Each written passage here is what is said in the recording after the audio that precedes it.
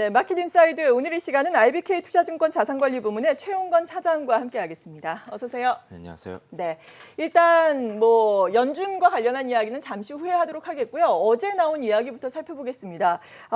중국 은행들이 이 대북 제재를 좀 위반했다라는 소식이 전해지면서 미국의 금융 시스템에서 퇴출되는 것이 아닌가라는 지금 우려감이 어제장에서 나왔잖아요. 이러한 부분들 현실화될 가능성이 일단 어느 정도 있다고 보세요?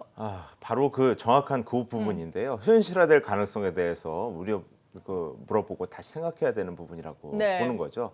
그래서 어제 아시아 시장은 좀 하락 마감을 했습니다만 이것은 주요 협상을 앞두고 있는 미국의 카드 확보다 이렇게 생각하는 쪽이 아마 좀 더 합리적이지 않을까 생각합니다. 북미 비핵화 협상을 앞두고 있어서 대북 압박용 카드가 필요하고 또 역시나 무역 협상 또 러중 관계가 요새 긴밀해지고 있는데 여기에 대한 사전 견제의 의미도 들어갈 수 있다고 생각하는 거죠. 네. 이런 해석에 대해서 너무 정치적으로만 보는 거 아니냐라는 비판이 있을 수도 있지만 그런 입장에 대해서는 역으로 이런 미국의 법원의 조사가 그리고 이러한 현실적인 제재가 과연 얼마나 빨리 이루어질 수 있느냐라고 생각해 볼 수 있는 부분이겠죠. 그래서 사안은 오히려 협상은 시작됐다 이렇게 읽어주는 게 맞지 않나 생각하고요. 그리고 어제 장 빠졌지만 역설적으로 화학주나 조선주 같은 중국 관련주들이 상승했던 어떤 틈새의 모습들을 보였던 네. 것은 아마 어떠한 시사하는 바가 있지 않을까 생각하게 되고 우리 지금 많이 신경 썼던 오늘 아침에 미국의 시간에 마이크론의 8% 시간에 대해서 급등 그리고 내놓게 될 D램 칩 가격 전망 그리고 가이던스 이런 것들에 오히려 더 신경을 써야 되는 하루라고 생각합니다. 네. 그리고 앞서 말씀드린 것처럼 파월 연준 의장이 과도한 기준금리 인하 기대감에 지금 찬물을 끼얹었잖아요. 세인트 블러드 연은 총재 역시 비슷한 발언을 했고요. 이 부분에 대해서는 어떻게 해석을 해야 될까요? 그러나 금리 인하에 대한 어떤 기대는 굉장히 그 가능성은 명징하게 높아져 있다라고 그건 그렇죠. 예. 생각합니다. 페드가 완화 기조를 계속 시사해 왔던 가운데 점도표가 하향됐는데 이 점도표상의 중립금리가 2.5까지 떨어져서 이러한 상황들은 사실 현재 기준금리의 목마름을 충분히 반영하고 있는 것들이고 제가 일일이 얘기를 안 하더라도 그동안에 저간의 분위기로 모든 가능성들을 다 네. 느낄 수 있었던 부분이거든요. 기대 인플레가 2%를 미달하고 있는 이런 상황, 이것은 뭐 금리 인하의 수순을 발언하고 있다라고 볼 수 있는 부분입니다. 중앙은행이 크게 신경 써야 될 두 가지 중에 기대 인플레가 이렇게 관심 저편으로 물 건너갔다면 또 하나는 성장 후퇴라는 큰 부담인데 과연 이 부담을 안고 중앙은행이 계속 중립 내지는 관망을 유지할 수 있을까? 여기에 대한 리스크는 어떻게 감당할까라는 생각을 해보는 거죠.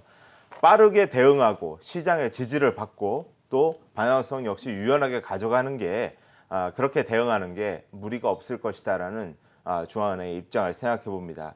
경기 침체, 디플레이션이 만약에 현실화된다고 생각해 보면 감당해야 될 건 중앙은행이 독립성을 사수했다고 해서 가지게 될 자긍심 뭐 그런 거하고 비교할 수 있는 예. 부분이 아니겠죠.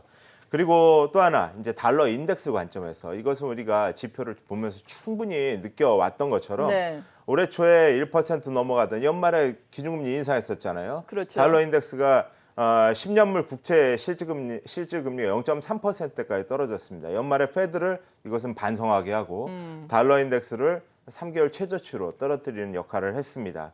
달러 가치 하락이 비달러 자산에 대한 관심으로 표출되고 있다는 것 아실 텐데요. 금 가격이 요즘 후끈합니다. 그렇죠. 국제 금시세 10% 오르는데 단 2달도 안 걸린 이런 상황이고요.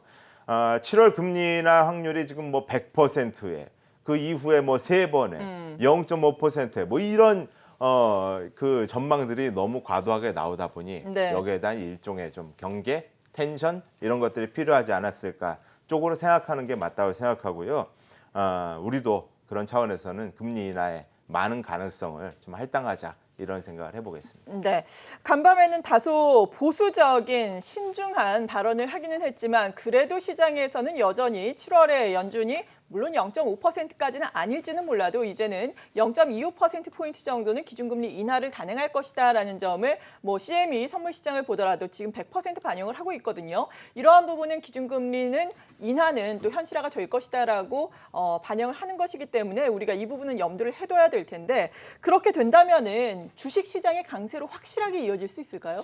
그렇다고 봐야 되지 않겠나 생각합니다. 이것은 이번에 많이 등장했던 워딩인 네. 보험성 인하 여기에 대한 이 워딩에 좀 초점할 필요가 예. 있는데요. 이 보험성 금리 인하를 왜 여러 번 자꾸 이렇게 강조를 하는 것일까 생각해 보면 그랬던 사례들로 돌아가 볼 필요가 있는 것이죠. 예.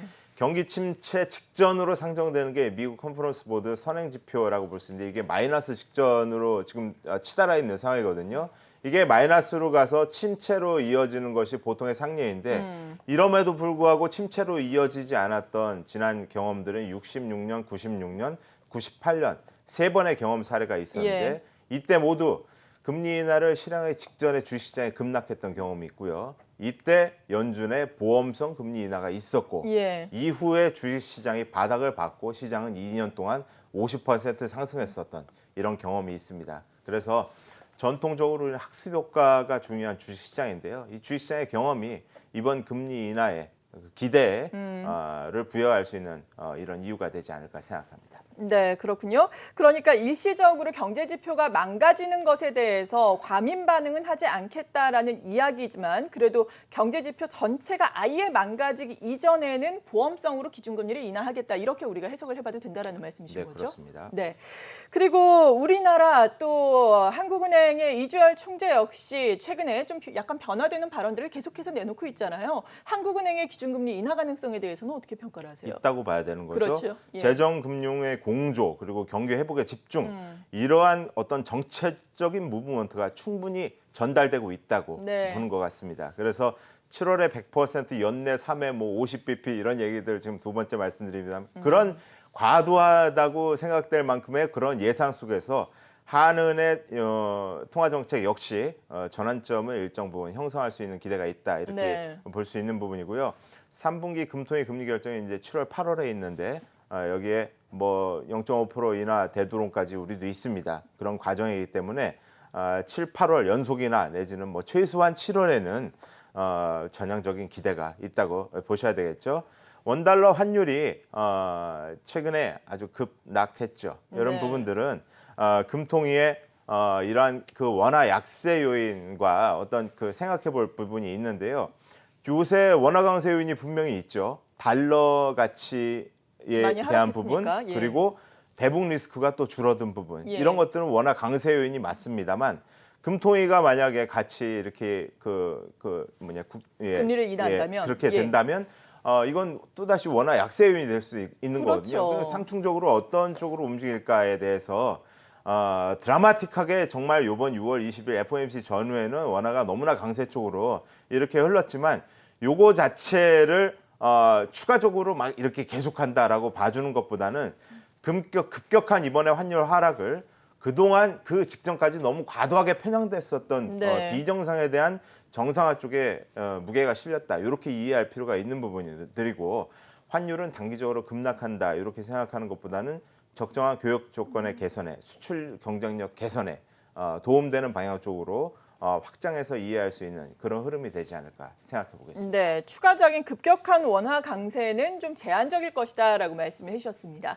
금리 인하 가능성은 지금 상당히 짙게 나오고 있는 상황인데 금리 인하가 실제로 단행이 된다면은 주식시장은 강세를 보일 것이다. 앞서서 이렇게 말씀을 해주셨어요. 그렇다면 이것을 대비해서 어떤 종목들 먼저 봐야 될까요? 금리가 떨어지면 뭐 다 좋은 거죠. 금리가 올라서 마이크로하게 좋은 것들은 은행밖에 없습니다. 네. 그래서 다 좋지만 전통적인 금리 인하의 종목 대안들은요.